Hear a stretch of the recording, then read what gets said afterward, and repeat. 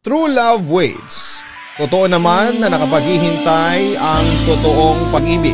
Kaya nitong maghintay sa tamang panahon at tamang tao. May mga tao din na sadyang matyaga sa paghihintay. Yung tipong hindi sila titingin sa iba habang hinihintay nila ang isang tao na magkagusto sa kanila. Yung naniniwala sila na hindi mauuwi sa wala ang kanilang ginagawa.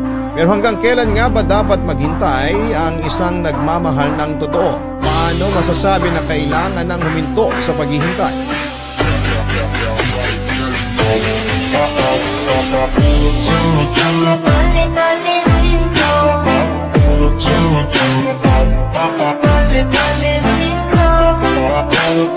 True.